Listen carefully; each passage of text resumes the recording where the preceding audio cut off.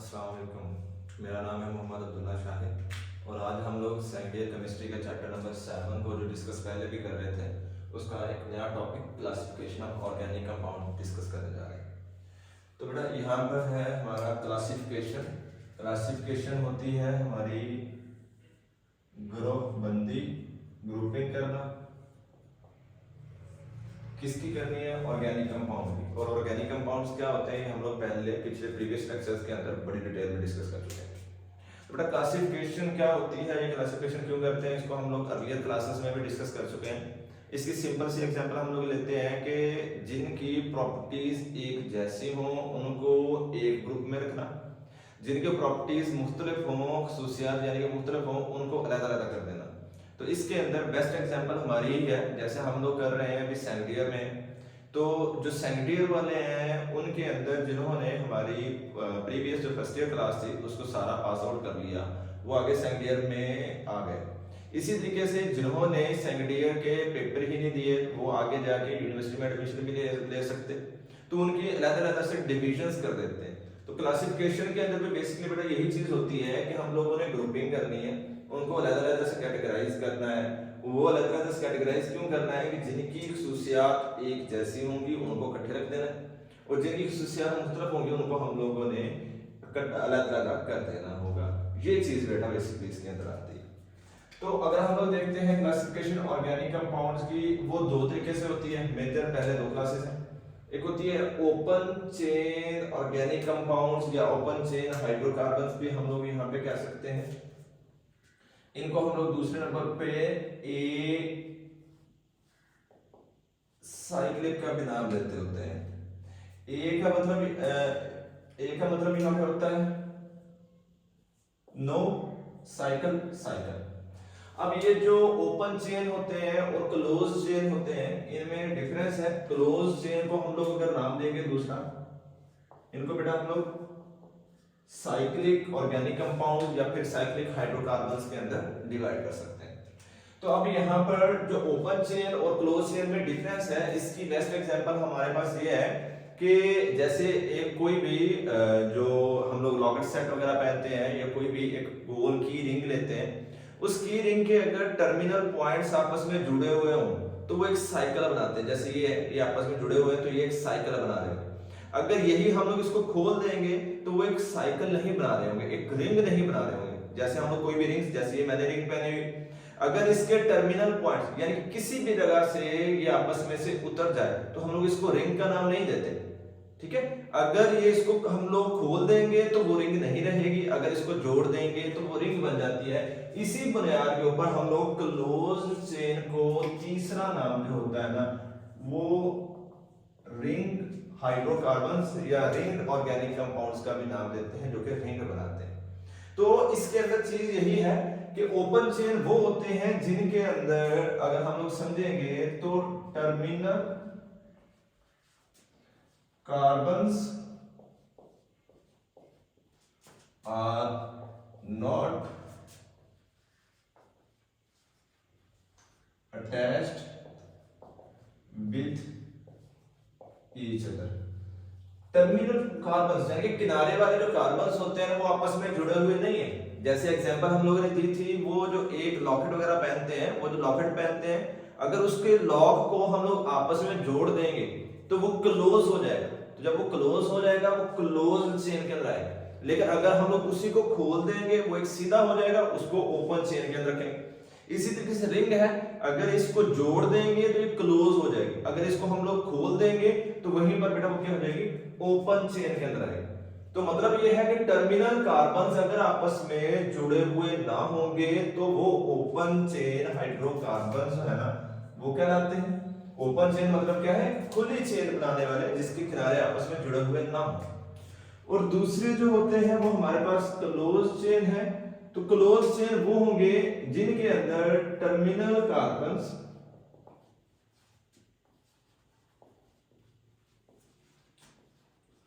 Are attached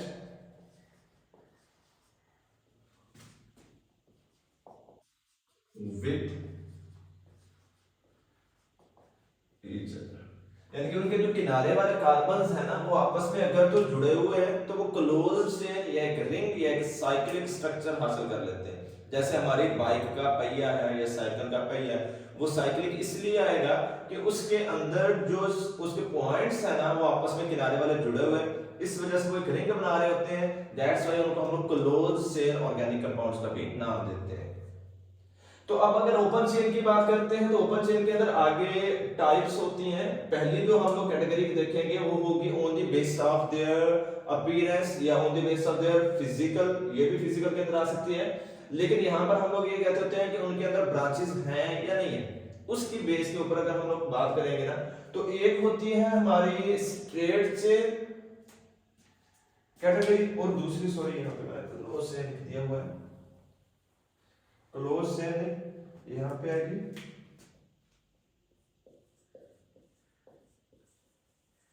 branch chain. तो straight chain में अगर डिफाइन हम लोग सादा लफ्जों के अंदर करने की बेटा कोशिश करेंगे तो ये एक वो चेन होगी जिसके अंदर all the carbon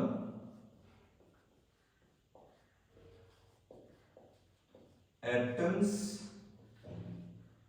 are directly attached with maximum 2 carbon atoms, यानी कि जितने भी कार्बन है इस चेन में वो डायरेक्टली सिर्फ और सिर्फ मैक्सिमम 2 कार्बन्स के साथ अगर जुड़े हुए होंगे ना तो वो बेटा हमारे पास स्ट्रेट चेन बनाते हैं। इनकी एग्जांपल अगर हम लोग देखते हैं, यहाँ पे CH3 CH2 CH2 CH3, अब देखिए ये कार्बन भी 2 कार्बन के साथ अटैच्ड है, ये कार्बन भी आगे 2 कार्बन के साथ अटैच्ड है। जब कोई भी जितने भी कार्बन किसी भी चेन के अंदर मौजूद है उस कंपाउंड के अंदर सारे के सारे कार्बन मैक्सिमम ज्यादा से ज्यादा 2 कार्बन्स के साथ अगर जुड़े हुए होंगे ना तो बेटा हमारे पास होते हैं स्ट्रेट चेन हाइड्रोकार्बन्स। इनको हम लोग अनब्रांच चेन का भी नाम देते हैं, यानी कि कोई ब्रांच नहीं होती। इसके अलावा दूसरी कैटेगरी इसके अंदर आती है ब्रांच चेन हाइड्रोकार्बन्स या ब्रांच चेन ऑर्गेनिक कंपाउंड्स। ये ब्रांच चेन वो होते हैं जिसमें any one carbon atom is attached with 3 or more carbon atoms। अब यहाँ पे बेटा बात ये है कि जो ब्रांच चेन होते हैं उसमें कोई एक कार्बन, पूरी के पूरी चेन में से कोई एक कार्बन डायरेक्टली अटैच होना चाहिए। डायरेक्टली अटैच कहां पर होना चाहिए, कैसे होना चाहिए? 3 या 3 से ज्यादा, 3 से ज्यादा तो 4 ही होते हैं, तो 3 या 4 कार्बन के साथ अगर डायरेक्टली अटैच होगा तो वो हमारा बनाएगा ब्रांच चेन ऑर्गेनिक या हाइड्रोकार्बन। तो यहां पर अगर हम लोग इसकी एग्जांपल करते हैं बेटा, यहां पे आएगा CH3 CH CH2 CH3। अब ये इसके साथ ब्रांच है ना जो इसके साइड के ऊपर अटैच हो गई, तो ये ब्रांच के अंदर आएगा। अब यहाँ पे अगर हम लोग ये कार्बन देखते हैं 1 2 3 कार्बन के साथ जुड़ा हुआ है, इस बुनियाद के ऊपर ये ब्रांच है डायरेक्टली। अब ये कार्बन अगर हम लोग देखें तो कुछ के ऊपर ये भी है कि एक कार्बन ये जुड़ा हुआ है, दूसरा ये, तीसरा ये तो ये भी 3 के साथ जुड़ा हुआ है कार्बन। लेकिन करने का मकसद ये होता है कि जो डायरेक्टली जुड़ा हुआ है, डायरेक्टली का मतलब होता है एडजेसेंट, एडजेसेंट मतलब उसके साथ बिल्कुल फर्स्ट कार्बन जो होगा, अगर इस कार्बन की बात कर रहे हैं इसके साथ फर्स्ट कार्बन ये है, इसके साथ फर्स्ट कार्बन की बात करें तो ये फर्स्ट है, तो यानी कि हर कार्बन जो उस रिंग का है या उस चेन का है उसके साथ फर्स्टली एक एक कार्बन अगर दोनों साइडों पर जुड़ा होगा तो बेटा होगा स्ट्रेट चेन। अगर वो 3 साइडों के ऊपर एक एक कार्बन फर्स्ट में जुड़ा हुआ होगा तो ब्रांच चेन कर रहा है, यानी कि उसके अंदर ये होगा मोर देन 1 उसके साथ, सॉरी मोर देन 2 अटैच है, इस बुनियाद के ऊपर उसको हम लोग ब्रांच चेन हाइड्रोकार्बन्स का नाम देते हैं। अब इसके बाद ओपन चेन की दूसरी कैटेगरी भी आ जाती है जिसको हम लोग सैचुरेटेड और अनसैचुरेटेड का नाम देते हैं। ये सैचुरेटेड और अनसैचुरेटेड जो है बेटा क्लोज चेन के अंदर भी आ जाती है। लेकिन हम लोगों के बुक के अंदर जो है या पिछले प्रीवियस क्लासेस में भी उसको मोस्टली ओपन चेन के अंदर इन्होंने कैरेक्टराइज किया हुआ है। इसके अलावा हम लोग 8th चैप्टर के अंदर भी इसको डिस्कस करेंगे, तो वो हम लोग यही वीडियो को उसके अंदर भी लिंक कर देंगे इंशाल्लाह। तो यहाँ पर क्या है, सैचुरेटेड और अनसैचुरेटेड। सैचुरेटेड का मतलब होता है भरा हुआ, मुकम्मल तौर पर फील्ड, जिसको हम कहते हैं ना, मुकम्मल फील्ड जो होता है वो। अब ये सैचुरेटेड वो होते हैं जिसमें ऑल द कार्बन, जितने भी कार्बन है ना, are attached with single bond only. जितने भी कार्बन मौजूद है किसी भी चेन में, वो बेटा क्या होता है, अगर सिंगल बॉन्ड के साथ जुड़े हुए होंगे तो उनको हम लोग नाम देते हैं सैचुरेटेड हाइड्रोकार्बन्स का या सैचुरेटेड ऑर्गेनिक कंपाउंड्स का। अब ये जो सैचुरेटेड है इसमें एक वैलेंसी तो उन्होंने आपस में बॉन्ड करके बना ली, बाकी जो वैलेंसियां 3 होंगी वो या तो हाइड्रोजन के साथ जुड़े या फिर किसी और कार्बन के साथ जुड़ेगा। यानी कि जो दो डायरेक्टली जुड़े हुए कार्बन्स है ना, वो मैक्सिमम एक बॉन्ड ही बना सकते हैं, मिनिमम भी एक, मैक्सिमम भी एक बॉन्ड बना सकते हैं, एक से ज्यादा बॉन्ड नहीं बनाते। इस बुनियाद के ऊपर उसको हम लोग सैचुरेटेड हाइड्रोकार्बन्स का नाम देते हैं। और दूसरी जो होती है ना, वो होती है बेटा अनसैचुरेटेड। अनसैचुरेटेड में ये होगा चेन है double R triple bonded carbon atoms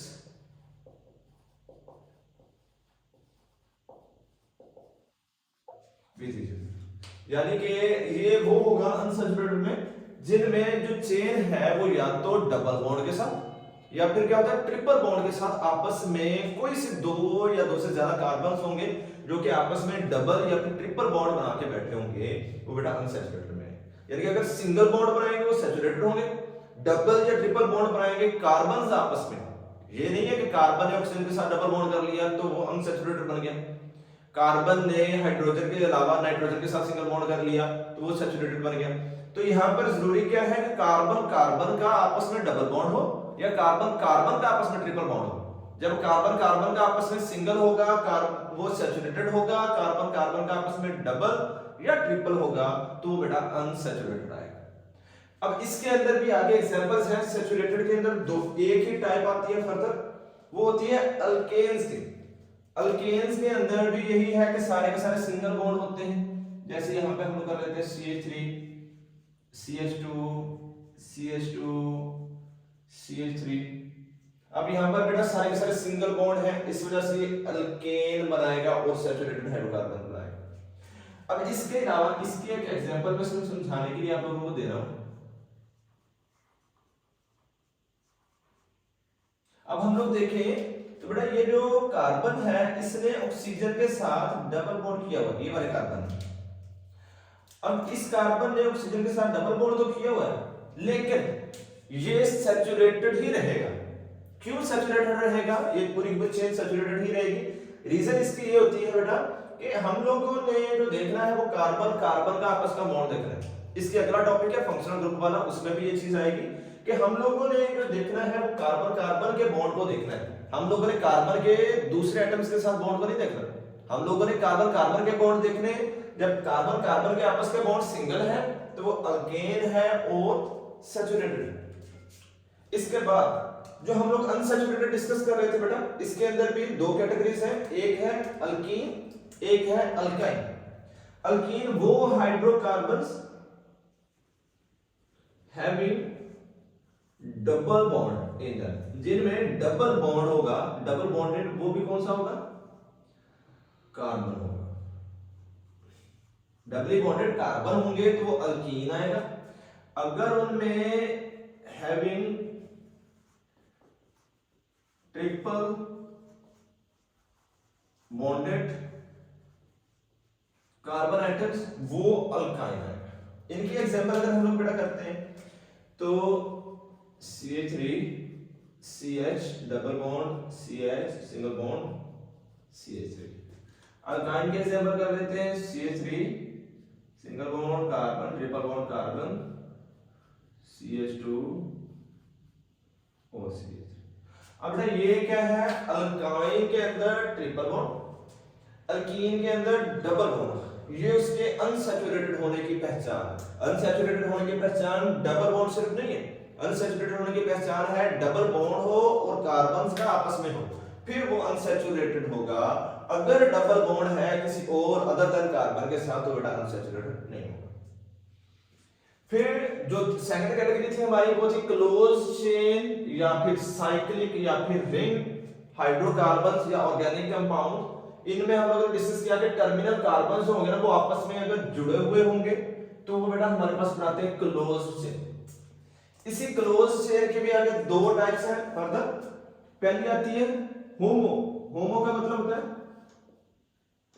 एक जैसा, साइक्लिक साइकिल, यानी कि पूरे का पूरा साइकिल जो होगा ना वो एक जैसा हो। इसमें एक जैसा होने के अंदर क्या आता है,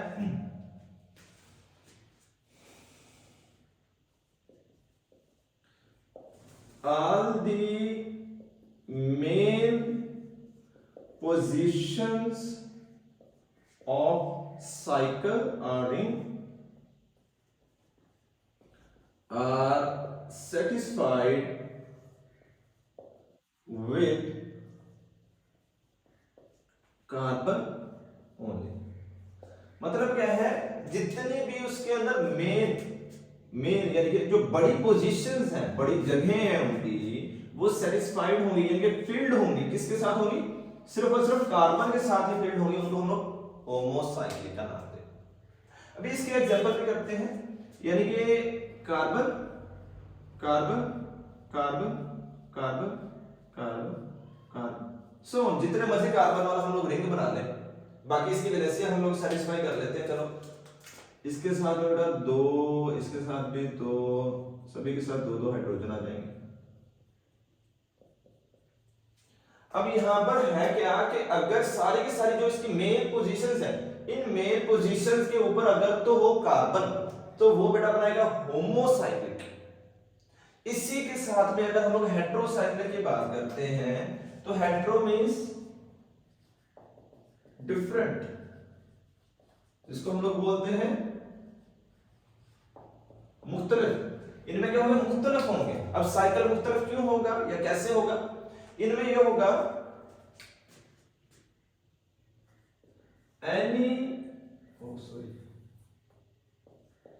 any one position of ring is satisfied with other than else या other than कार्बन एटम कर दिया। यानी कि हेट्रोसाइक्लिक वो होगी जिसमें कोई एक पोजीशन सेटिस्फाइड होगी, किसी एक पोजीशन के ऊपर अदर देन कार्बन हो, वो बेटा होगा हेट्रोसाइक्लिक। होमोसाइक्लिक में क्या होगा, सारी की सारी पोजीशन जो होंगी वो कार्बन के साथ होगी। हेट्रोसाइक्लिक में अदर देन कार्बन जो होगा ना बेटा मौजूद होगा। इसके एग्जांपल अगर हम लोग देख लें,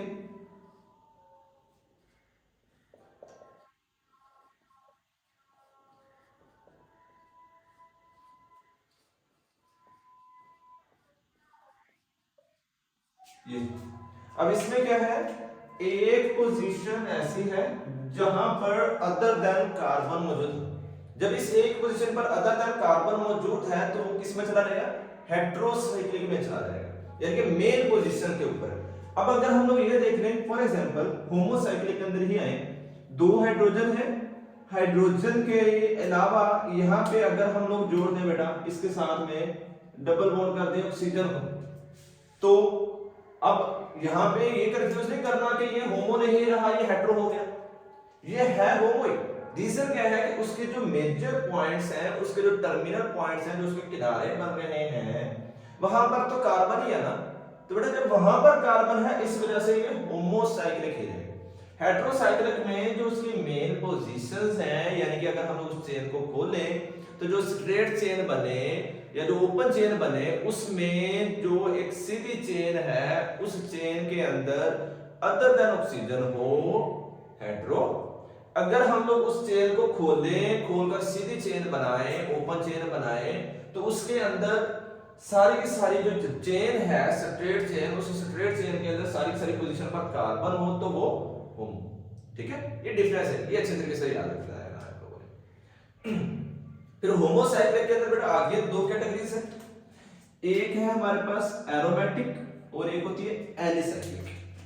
एरोमेटिक के ऊपर हमारा पूरा चैप्टर है, चैप्टर नंबर 9, वो भी हम लोग बड़ी डिटेल में इंशाल्लाह डिस्कस करेंगे। तो एरोमेटिक वो होंगे, एरोमा, वर्ड एरोमा से निकला हुआ है। Aroma means fragrance. फ्रेग्रेंस किस चीज को बेटा बोलते हैं? फ्रेग्रेंस हम लोग बोलते हैं खुशबू। अब एरोमेटिक हाइड्रोकार्बन्स वो होंगे जिनके अंदर फ्रेग्रेंस होगी, खुशबू होगी। अब खुशबू होने के लिए क्या जरूरी होता है? खुशबू होने के लिए जरूरी होता है कि उनमें minimum 1 benzene ring is present in that. उनमें कम से कम बेटा एक बेंजीन का रिंग मौजूद हो, कम से कम, एक से ज्यादा हो सकते हैं, कम से कम एक बेंजीन का रिंग मौजूद हो तो बेटा एरोमेटिक हाइड्रोकार्बन्स कहलाते हैं। इसके लिए हम लोग एग्जांपल बेटा यहाँ पे पूरा चैप्टर नंबर 9 है, पूरी डिटेल में हम लोग एरोमेटिक हाइड्रोकार्बन्स को वहां पर डिस्कस कर लेंगे। यहाँ पे जस्ट एंड ओनली हम लोग एग्जांपल ही कर लेते हैं।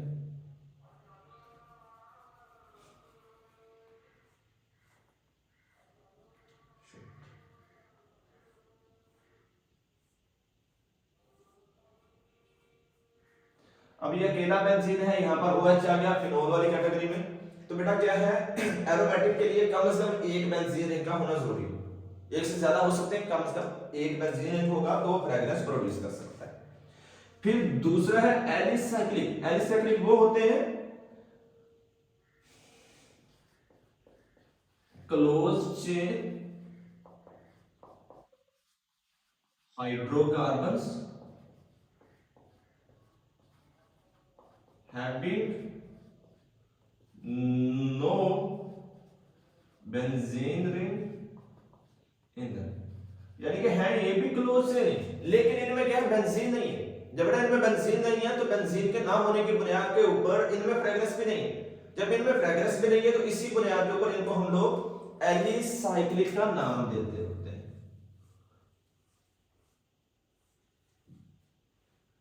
अब ये हम लोग रिंग ले लें। बेंजीन की पहचान क्या है बेटा? बेंजीन की पहचान हम लोग वहां पे डिस्कस करेंगे आगे चैप्टर नंबर 9 में बड़ी डिटेल में कि बेंजीन की पहचान ये होती है एक डबल एक सिंगल, एक डबल एक सिंगल, एक डबल एक सिंगल, यानी कि 3 डबल और 3 सिंगल, ना 2 डबल इकट्ठे ना 2 सिंगल बॉन्ड इकट्ठे होंगे, वो बेंजीन में होगा। लेकिन अगर 2 डबल इकट्ठे हो जाए तो फिर वो क्या होगा, बेंजीन नहीं रहेगा, वो क्या बनेगा, एलिसाइक्लिक, उसकी फ्रेग्रेंस वाली प्रॉपर्टीज भी लॉस हो जाएगी। तो यहां पर चीज क्या है, एलिसाइक्लिक में बेंजीन नहीं है इस वजह से फ्रेग्रेंस नहीं है, एरोमेटिक में बेंजीन है इस वजह से फ्रेग्रेंस भी होती है। तो ये तो था बेटा सारे का सारा हमारा क्लासिफिकेशन ऑफ ऑर्गेनिक कंपाउंड्स। इसके रिलेटेड आप लोगों को कोई भी क्वेश्चन हो आप लोग पूछ सकते हो। Thank you, Allah Hafiz.